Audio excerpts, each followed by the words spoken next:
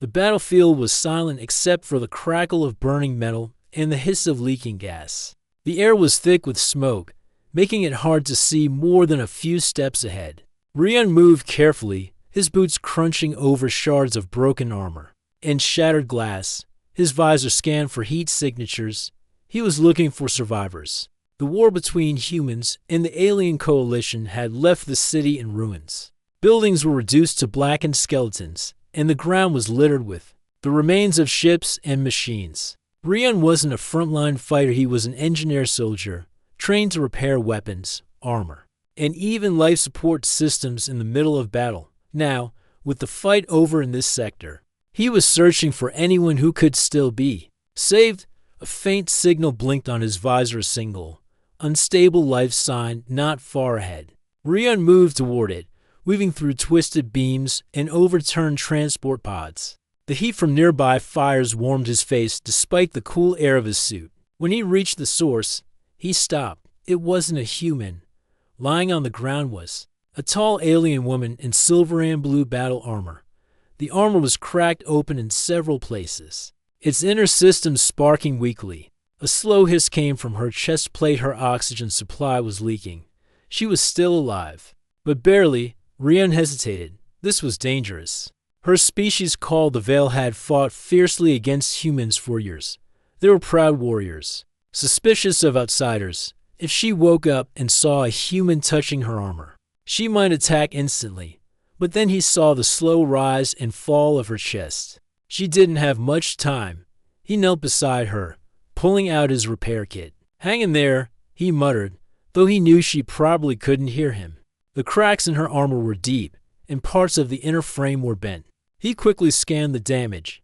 Oxygen leak, energy loss, cooling failure. "You're in bad shape," he said softly. His hands worked fast. He sealed the biggest cracks with a quick hardening repair gel, then rerouted a power line to restart her suit's life support. As he worked, the woman stirred.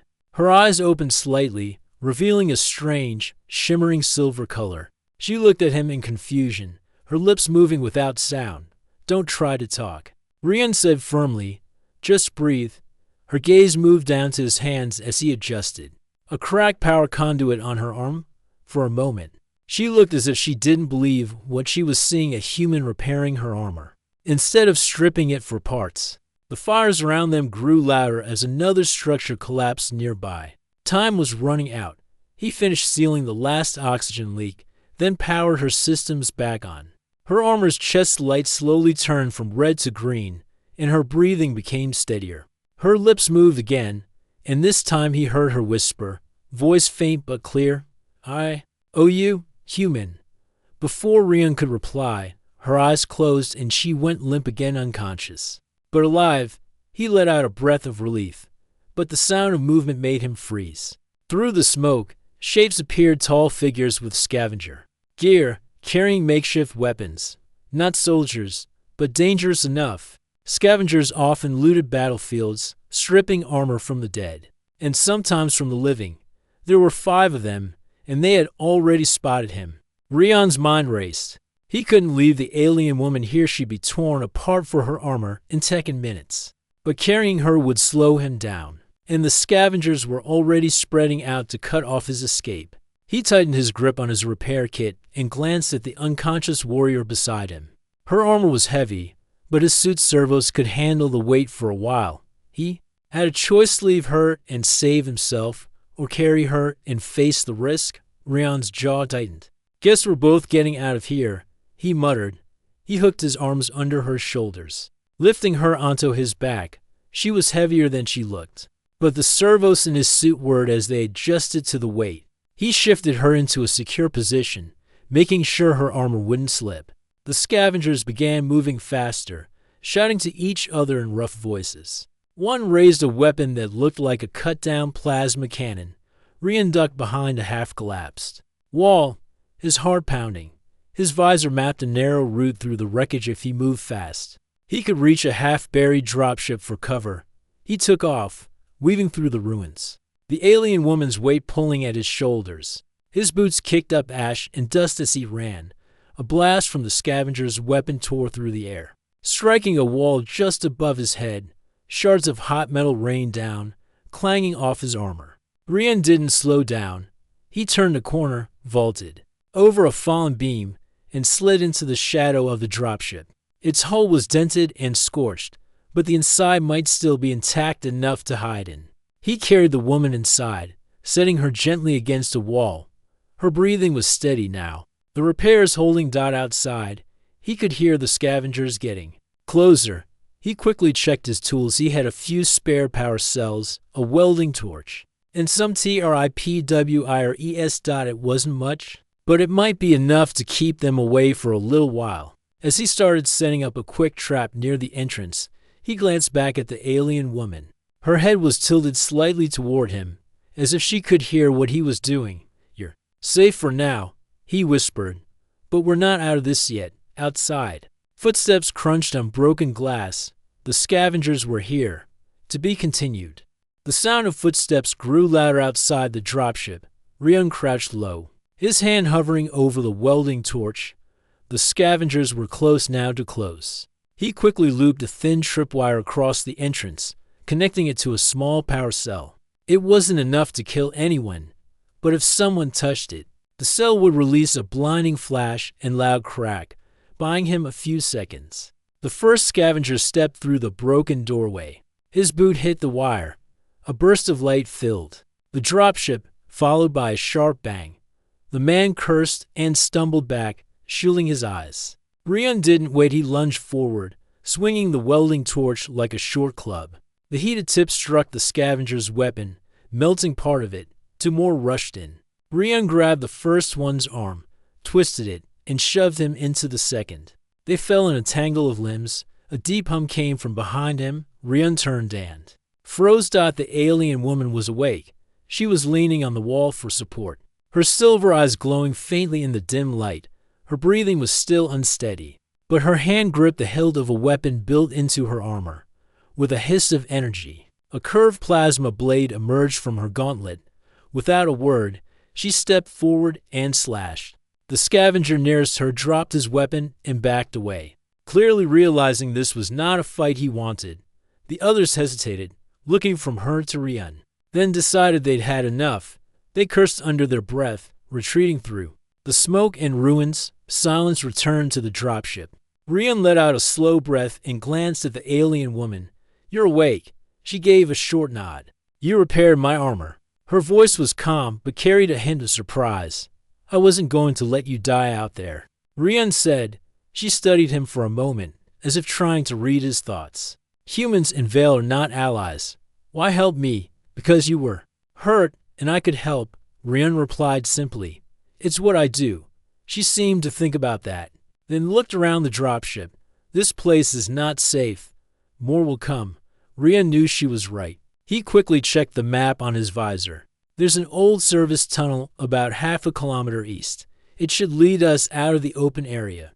The woman's eyes narrowed. "You intend for me to follow you?" "Unless you want to limp through this battlefield alone," Rian said, adjusting the strap of his repair kit. She was silent for a moment before answering.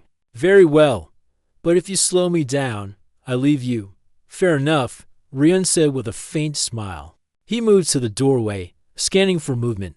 The coast seemed clear for now. They stepped out into the ruined street, the air still thick with smoke. The alien woman walked beside him, her movements slow at first but growing steadier as they moved. The arm repairs were holding. "What's your name?" Rian asked after a few minutes. "Sira," she said simply. "And you?" "Rian." They walked in silence for a while, weaving through collapsed buildings and shattered vehicles. The distant rumble of falling structures echoed through the ruins. Suddenly, Sira raised her hand. "Stop." Rian froze. "There," she said, pointing to a patch of ground ahead. "A mine. My people placed them to slow enemy troops." Rian frowned. "I didn't see it on my visor." "It's shielded," Sira replied. "Step around it." They moved carefully around the mine. A few minutes later, she stopped him again, this time pointing to a collapsed walkway. "Unstable. If you pass under, it will fall." Rian glanced at her. "You saved me twice already. Guess we're even." She said nothing, but a faint glimmer of amusement passed over her face. After another 10 minutes, They reached the entrance to the service tunnel. It was a wide metal hatch, partially buried under rubble. Rian started clearing the debris while Sierra scanned the area. Once the hatch was open, they slipped inside. The tunnel was dark, the air stale. Old lights flickered weakly overhead. "This leads toward the old defense sector," Rian said. Sierra's gaze sharpened. "That is where I must go." Rian looked at her curiously. "Why? There is something there my people lost. It must be recovered before the enemy finds it," she said, her voice firm. "What is it?" "A core seal," Sierra answered. "A device that can control the defense grid of my homeworld." Rian let out a low whistle. "Sounds important." "It is," she said. "In the wrong hands, it could destroy my people." They walked deeper into the tunnel, their footsteps echoing. After some time, Rian asked, "Your mission is to get it back. What happens after that?" "I return to my people," Sierra said without hesitation. "They will use the core seal to secure our borders." Rian didn't say anything, but part of him wondered if that meant turning it into a weapon. The tunnel curved, leading to a rusted door. Sierra moved ahead and tried the control panel. It sparked but didn't open. Rian stepped forward. "Let me try." He pulled a small toolkit from his belt, removing a thin probe. With a few careful movements, he bypassed the lock's corroded circuits. The door groaned and slid open. Sierra gave him a small nod. "You are skilled. Comes with the job," Rian said. The space beyond the door was a maintenance chamber. On the far side, another tunnel stretched into darkness. Sierra's eyes narrowed. "We are not alone." Rian's visor confirmed it. 3 life signs were moving toward them fast. He pulled out his welding torch again, while Sierra's plasma blade hissed to life. The sound of footsteps grew louder in the tunnel ahead. This was about to get dangerous again. To be continued. The sound of boots against metal echoed through the tunnel. The 3 figures were closing in fast. Rian's visor marked them in red and friendly. Sierra shifted her stance. Plasma blade glowing faint blue. "Stay close to me," she said without looking back. "Wasn't planning on running off," Rian replied, gripping his welding torch tightly. The first attacker stepped into view, armored, but not as heavily as Sierra, a scavenger mercenary. His helmet patched with different metals. Behind him, 2 others appeared, one carrying a shock rifle. "Drop the weapons and step aside." The first one ordered in a rough voice. "We only want the veil." Sierra's eyes narrowed. "Come and take me." The mercenary raised his weapon, but Rian was faster. He flicked on his torch and slashed at the light fixture above. Sparks and broken glass rained down, creating a flash that made the attackers flinch. Sierra moved like lightning, closing the gap between her and the leader. Her plasma blade cut through his shoulder guard, forcing him back. The second mercenary fired, but the shot hit the wall as Rian shoved the loose metal crate into his path. The third mercenary tried to flank them, but Rian activated a small repair drone from his kit. The drone zipped forward and latched onto the man's weapon, overloading its circuits. The weapon sparked and went dead. "Move," Sierra called. They ran down the tunnel, their footsteps loud against the metal floor. The mercenaries shouted behind them, giving chase. The tunnel ended in a cracked hatch. Rian quickly overrode the lock, and they spilled into a large chamber filled with broken pipes and collapsed scaffolding. Dust floated in the stale air. "This way," Sierra said, pointing to a narrow side passage. They darted inside. But the mercenaries weren't far behind. A plasma bolt sizzled past Rian's head, striking the wall and leaving a smoking hole. "Remind me," Rian said between breaths. "Why do people want this core seal so badly?" "Because it can command an entire defense grid," Sierra replied without slowing down. "Whoever controls it, controls my homeworld." "Great," Rian muttered. "No pressure at all." The side passage opened into an old maintenance bay. Bits of broken machinery lay scattered across the floor. In the center stood a massive fallen support beam, blocking most of the exit. Rian scanned it quickly. "If we cut through here, we can get out. Hold them off." Sierra nodded and stepped into the doorway, her plasma blade casting a blue glow.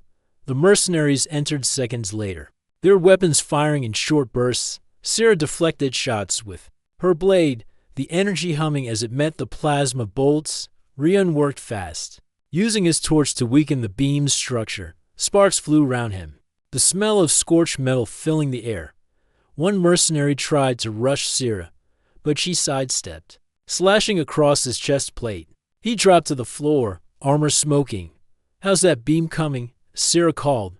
"Almost there." Rian shouted. The second mercenary ducked behind a broken machine, aiming for Rian. Sierra noticed and threw a small energy disc from her armor. It struck the machine, sending a shockwave that forced the attacker to retreat. Finally, with a loud crack, the beam gave way. Rian shoved it aside enough to crawl through. "Go," he said. They scrambled into the next corridor just as a plasma shot hit the wall behind them. The blast made the passage quake, and part of the ceiling collapsed, blocking the mercenaries' path. For the moment, they were safe. They slowed to catch their breath, the air heavy and warm. The corridor ahead sloped downward, leading deeper into the ruins. "Where does this lead?" Rian asked. Sierra glanced ahead, toward the old defense vaults. "The core seal is there."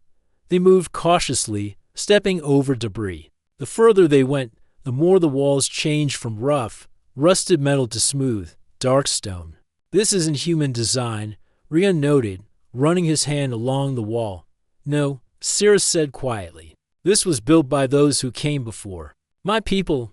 Very few know these passages still exist." They turned a corner and came to a massive sealed door. Strange symbols glowed faintly across its surface. "Let me guess," Rian said. "This is locked too." Sierra nodded. "And it will not open for just anyone." Rian studied the symbols. "Looks like some kind of puzzle mechanism." Before they could investigate further, a low rumble shook the floor from the shadows above. The door, a huge shape, descended, a mechanical sentinel, its single eye glowing red. Its voice was deep and metallic. "Identify yourselves," it demanded. Sierra stepped forward. "I am Sierra of the Veil. I seek entry to the vault." The sentinels. I shifted to Rian. "The human is not authorized. Without him, I would not be standing here," Sierra said firmly. "He is my ally." The sentinel made a sound like grinding gears. "Prove his worth." "The vault does not open for words, it opens for those who can restore what is broken." Rian blinked. "Restore." A side panel opened on the sentinel's chest, revealing a cracked sensor ray sparking weakly. Sierra looked at Rian. "This is your skill, is it not?" He sighed. "Guess I'll earn our way in." Kneeling, he examined the damage. The sensor's main lens was misaligned, and 2 power lines had burned out. He pulled tools from his kit and got to work, ignoring the massive machine's gaze. Minutes passed. He replaced the power lines, sealed the cracks with repaired gel, and carefully realigned the lens. The sensor flickered, then glowed steadily. The sentinel stepped back, its voice rumbling. "Restoration complete. You may pass." The great door began to slide open, revealing a dimly lit chamber beyond. Rian wiped the sweat from his brow. "That was the easy part, wasn't it?" Sierra's expression was unreadable. "Inside lies the core seal, and greater dangers than you have seen so far." They stepped through the doorway together, shadows swallowing them as the door closed behind. To be continued. The heavy vault door closed behind Rian and Sierra with a deep metallic thud. The chamber ahead was dim, lit only by pale strips of light along the walls. The air felt cooler here, almost untouched by time. Rian looked around, his visor scanning. The area, the chamber, was wide and circular. The floor made of smooth stone carved with the same strange symbols they had seen outside. In the center stood a raised platform with a pedestal. Above it, faint energy fields shimmered in the air like invisible curtains. Sierra's gaze locked on the pedestal. "That is where the core seal will be kept." Rian stepped closer, but a low hum made him stop. The massive mechanical sentinel that had opened the vault door had followed them inside. Its single red eye glowed brighter now. "You have repaired my sensor," it said in its deep, metallic voice. "But the vault will not yield to mere skill. You must prove understanding." Rian frowned. "Understanding of what?" "Of purpose," the sentinel replied. "This chamber protects what must not be misused. Those who enter must show they Know the difference between power and destruction. Sierra's expression was calm, but her shoulders were tense. What must we do? The sentinel stepped aside, revealing 3 large pillars rising from the floor. Each one held a different object inside a transparent case. The first was a weapon, sleek and glowing with dangerous energy. The second was a glowing crystal orb, pulsing with a steady rhythm. The third was a simple metal key, plain and without light. The sentinel spoke again. One of these will allow you to approach the core seal. Choose wisely. Rian studied the objects. Let me guess, pick the wrong one, and something bad happens? Correct. The sentinel confirmed. Sierra examined the weapon first. This would be the choice of many warriors, but to take a weapon into the vault may be seen as a threat. Rian nodded. And the orb? Could be a power source or a trap. He walked to the third pillar and looked at the plain metal key. It seemed almost as simple compared to the others. Sometimes, Rian said slowly, the simplest tool is the right one. No power, no danger. Just function. Sierra tilted her head. You believe this is the right choice? I do, Rian said. If the test is about purpose, then taking something harmless shows we're here to open the vault, not conquer it. Sierra considered this for a long moment before giving a single nod. Then we take the key. She pressed her hand against the case. The transparent cover faded away, and she took the key in her armored fingers.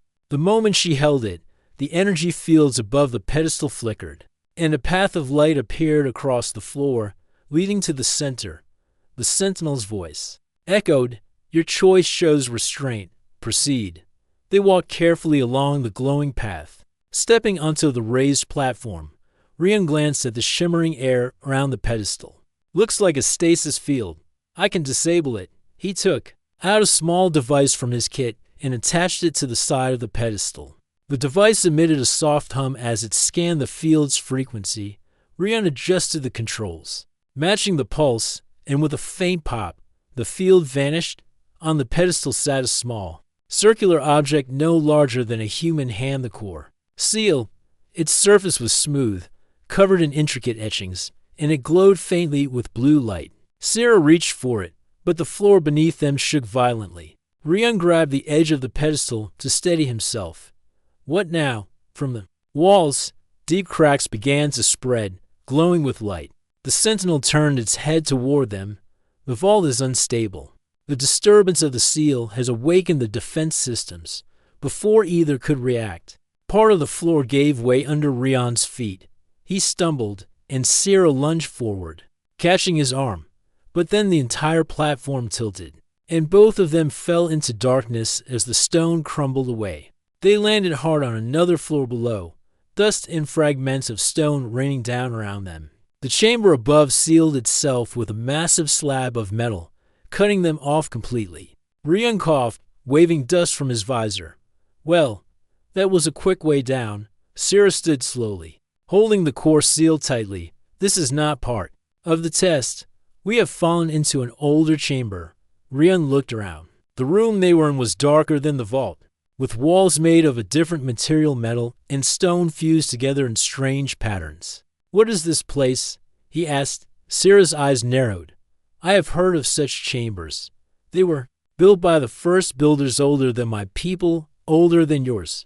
Few who enter ever return. That was not encouraging. Rian activated a small light from his wrist. Casting a narrow beam into the darkness, the light revealed strange machines, built into the walls, long silent but still intact. Symbols unlike any he'd seen before ran along the edges of the room. Whatever this place is, Rian said, it's been sealed for a very long time. Sierra crouched near one of the machines. These markings speak of something locked away, a danger that must never be released. Rian raised an eyebrow. And we're trapped in here with it? Before Sierra could answer, a deep vibration ran through the floor, and somewhere in the darkness, something heavy moved. Rian's grip on his torch tightened. I'm starting to think the core seal isn't the only thing we have to worry about. They turned slowly, scanning the shadows. The movement stopped, replaced by the faint sound of mechanical breathing. Sierra's voice was low. Stay close, human. I think the guardian of this place is still here. The sound grew louder, and from the darkness, a pair of glowing blue eyes appeared set in a massive, ancient machine, its surface covered in the same strange symbols as the walls. It stepped forward, each movement shaking the ground. Its voice was slow and deep, almost like an echo. "You hold the seal. It must not be taken. State your purpose." Sarah straightened. "We seek to protect our worlds." The machine's gaze shifted to Rian. The human must answer as well. Rian met its glowing eyes. "We're not here to control or destroy. We're here to make sure it can't be misused." The machine's lights dimmed slightly, as if considering their words. Then, without warning, the walls began to shift, forming a new passage behind it. "If your purpose is true," it said, "you will leave this place alive. But first, you must pass through the Chamber of Trials." It stepped aside, revealing the dark passage. Rian glanced at Sierra. "Somehow, I knew it wasn't going to be easy." She allowed herself the smallest of smiles. "It never is." Together, they stepped forward into the unknown. To be continued. The wind on the ridge was strong, carrying the scent of rain and the faint metallic tang of incoming engines. Kai tightened the straps of his pack and looked toward the horizon.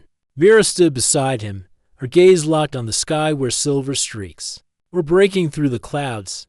"They're here," she said softly.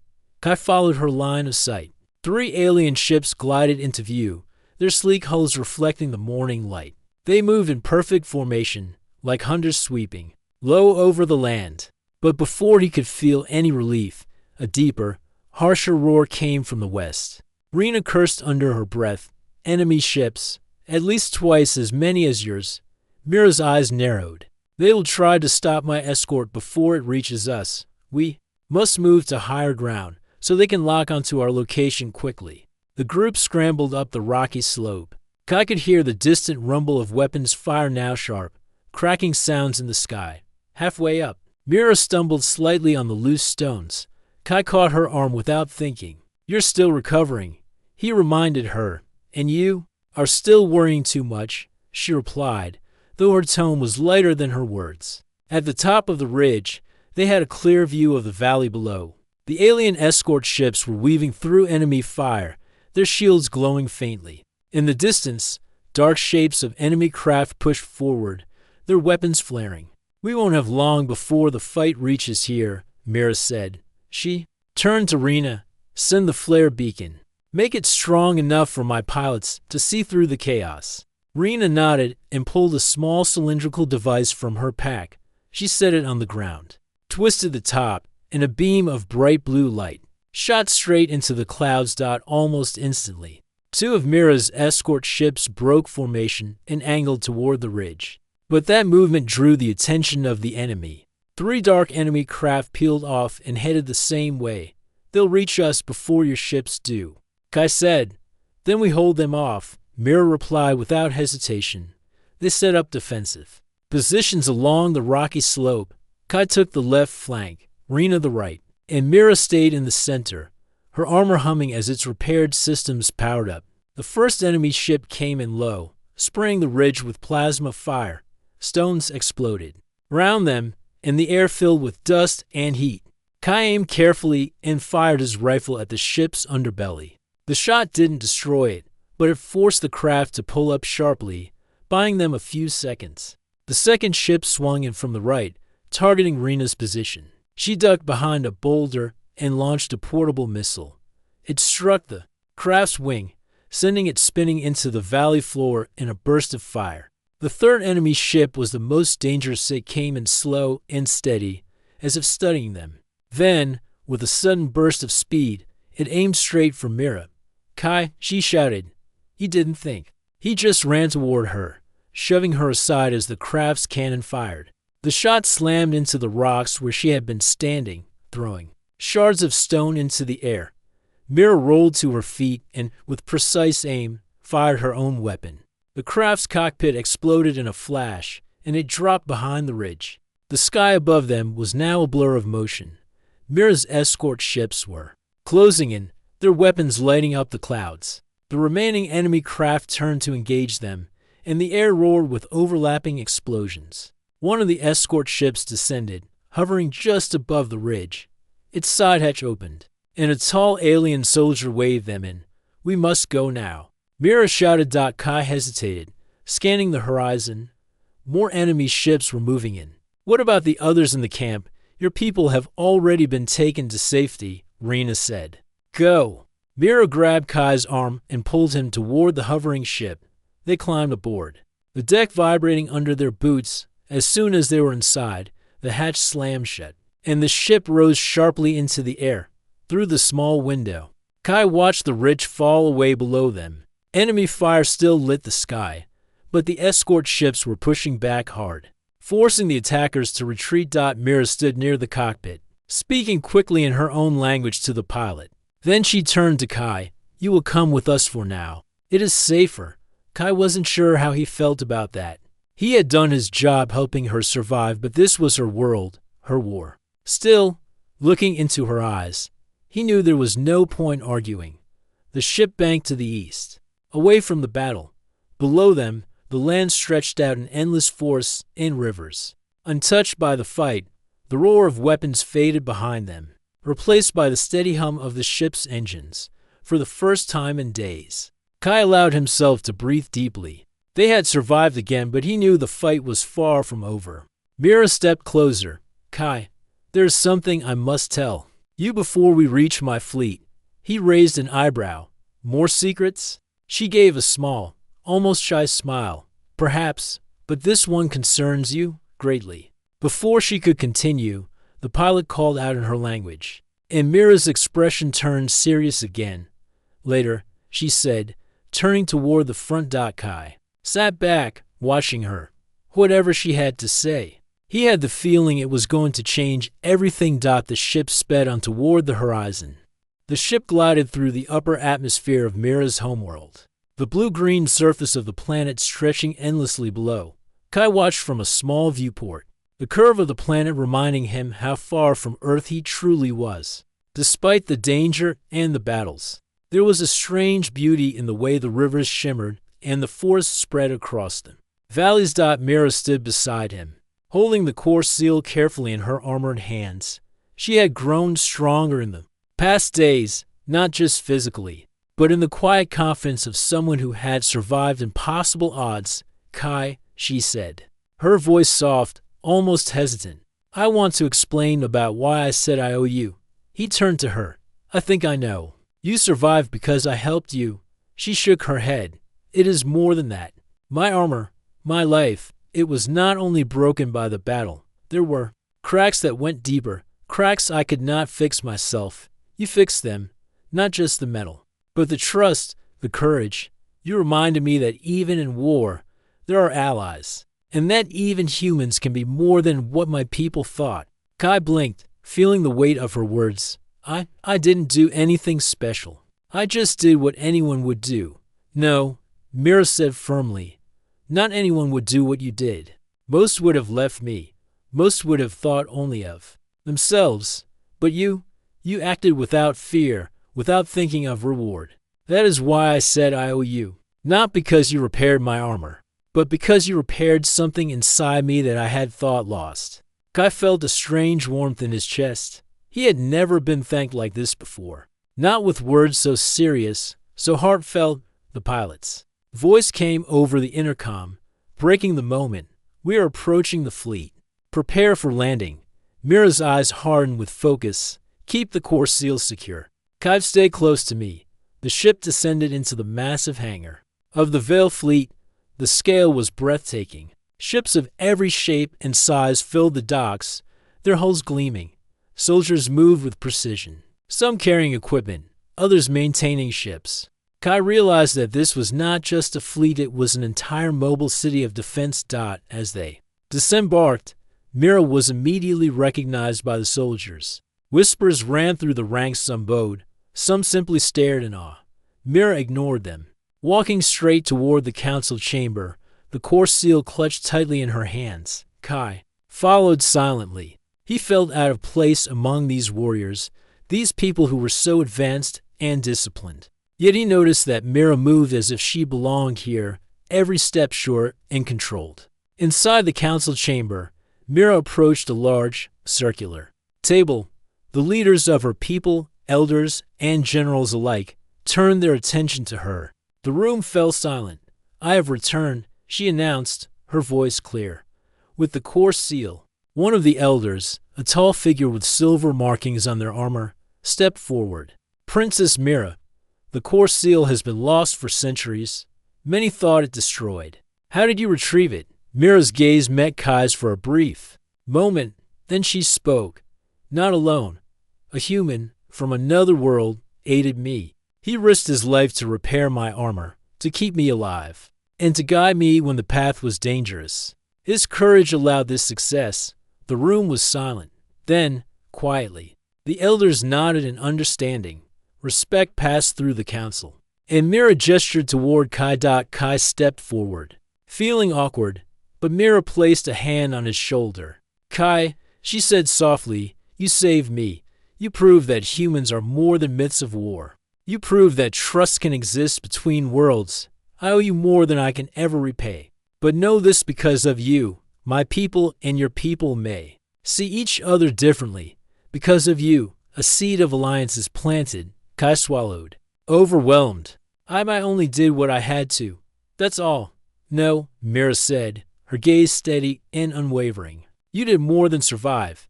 You inspired, and that is worth more than anything else." The council watched quietly, but the respect in their eyes made Kai feel taller, stronger, as if he had accomplished something far greater than himself. Mira guided him toward a balcony overlooking the hangar.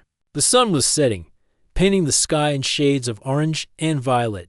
Ships prepared for departure, engines glowing. The wind was warm, carrying a faint hum of engines and life. "I owe you a promise," Mira said, her voice low. "Not because of duty, not because of honor, but because of what you have shown me.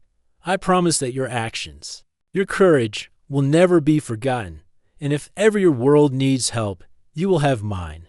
Kai nodded, understanding the depth of her words. It was not just a promise, it was a bond between two worlds, forged in fire, trust, and survival. As they watched, a small human fleet began to approach the planet. Unaware of the full scale of what had been won here, Kai realized that the battles were far from over, but for the first time, he felt hope. Not just for survival, but for unity, for trust, for the possibility that humans and Vale could face challenges together. Mira turned to him, a small smile on her face. "You have given me more than life, Kai. You have given me faith in others. That is a debt I can never fully repay, but I will always try." Kai laughed quietly, a soft sound after so much tension. "I think we're even now. You might still be able to outrun me in a fight, though." Mira chuckled, the sound rare and genuine. "Perhaps. But next time, I will owe you a rematch." The two of them stood together in silence, watching the sun disappear beyond the horizon. Around them, the Vale fleet prepared for the night, the ships glowing softly against the twilight sky. Kai realized that even though the battles had been fierce and the path dangerous, they had survived. And more than that, a bond had been formed that would last far longer than any war. The core seal rested safely in Mira's hands, and Kai knew that this was only the beginning. But for now, in this quiet moment, they had peace. And for the first time in a long time, both knew that no matter what challenges awaited, they would face them together. The end. For months, the skies above Elvers had burned with fire from ships and cannons. The streets of the capital had been filled with smoke, and the sound of battle had been everywhere. But now, the air was quiet again. The enemy had been pushed back beyond the borders, and the royal flag flew proudly over the palace. Inside the grand hall of the palace, hundreds of alien nobles and soldiers gathered for the victory ceremony. Tall pillars lined the walls, their surfaces covered with glowing crystal veins that pulsed with soft blue light. Golden banners hung from the ceiling, displaying the royal crest of Elvers, a phoenix rising from a star. At the far end of the hall sat Queen Tashira, the ruler of Elvers. She wore a crown made from silver and crystal, her dark eyes watching every movement in the room. Beside her throne was an empty seat, the one meant for her daughter, Princess Alira, though the princess was nowhere to be seen. The crowd whispered among themselves, waiting for the human soldier who had saved them. The heavy doors of the hall opened. Rian walked in. He was not dressed in fine armor or shining robes. His uniform was worn, with marks of battle still visible on it. A faint scar ran down the side of his face, and his eyes carried the tiredness of someone who had seen too much. Yet he walked with steady steps, neither bowing to low nor holding his head to high. He moved like someone who had earned his place. Every noble in the room stared at him. To the people of Aelvris, humans were strange, short-lived, resourceful, and unpredictable. Few had ever fought beside one, and even fewer had survived to tell the tale. Rian stopped in the center of the hall, looking up at the queen. Rian of Terra, Queen Tashira's voice rang out, calm yet powerful. You led the final strike against the invaders. You fought when hope was lost. Without you, Aelvris would have fallen. She raised her hand, and a servant stepped forward, holding a chest of gold and rare crystals. Another servant carried a tablet that granted ownership of a grand starship. As reward, I offer you riches, a ship of your own, and a place of honor among our people. The crowd nodded in approval. This was a reward beyond what most could dream of. A human could live in luxury for the rest of his life with such gifts. But Rian didn't even glance at the gold or the ship. I refuse, he said. The hall went silent. Some nobles frowned. Others exchanged quick, confused looks. The queen's eyes narrowed slightly. You refuse? She asked slowly, as if making sure she had heard correctly. Yes, Rian replied. I don't want your gold. I don't want your ship. I want something else. A ripple of murmurs ran through the crowd. Was he insulting the queen? Was this some human arrogance? The queen leaned back in her throne. And what is it you want, human? Rian's voice was steady, but his words shook the entire hall. I want your daughter. The murmurs turned into sharp gasps. Some nobles stepped forward in outrage. One even shouted, How dare you? But the queen raised her hand, and silence returned instantly. For a long moment, she simply looked at Rian, studying his face. You speak boldly, she said. Do you seek my daughter's hand for power? To rule through her? No, Rian answered. I seek her because I owe her my life. The queen's eyes narrowed further. Explain. Rian took a breath. During the second month of the war, when I was separated from my unit, I was trapped behind enemy lines. I would have died there. But a masked stranger appeared and led me through the shadows of the city, guiding me past patrols and through hidden paths. She took me to safety. I did not see her face, but later I learned it was Princess Alira. She risked herself for me without reason, and I promised myself, if I lived, I would return the debt. Some nobles whispered again, but this time their tone was less certain. Saving a human soldier was not something the princess had been ordered to do. The queen was silent for a while. A debt can be paid in many ways. Human. Why choose this one? Because, Rian said firmly, I don't want to be just a man who says thank you and walks away. I want to protect her, as she protected me, not as a soldier under command, but as someone who chooses to stay by her side. In the shadows behind one of the tall curtains, a figure listened. Princess Alira had been there the whole time, hidden from sight. She had wanted to see this human for herself before stepping forward. She had expected him to be arrogant, or greedy, or just a fool. But hearing his words, she felt something shift inside her. Though she did not understand what it was, the queen leaned forward. You speak as if you know what it means to protect a princess of Aelvris, do you? I know it means danger, Rian said. I know it means sacrifice. I know it means giving up my own life if needed. And I am ready. The queen studied him for a long time, her expression unreadable. Then, slowly, she said, Very well, human. If you want my daughter, you must prove your worth. I will not give her to a man who speaks well but acts poorly. The hall's tension deepened. Prove it how? Rian asked. I will set you 3 trials, Queen Tashira said. If you pass them all, I will consider your request. If you fail even one, you will leave Aelvris and never return. Rian nodded once. I accept. Some nobles smirked. thinking he had sealed his own fate. Others looked uneasy, unsure if the human might actually succeed. The queen's voice was calm but carried a sharp edge. Then rest tonight, tomorrow. Your first trial begins. Rion bowed his head, then turned and walked out of the hall, the whispers of the court following him like shadows. Behind the curtain, Princess Illyra stood very still, her fingers tightened slightly on the fabric. She had no idea why this human was so determined, but for the first time in many weeks, she felt curious and perhaps just a little hopeful.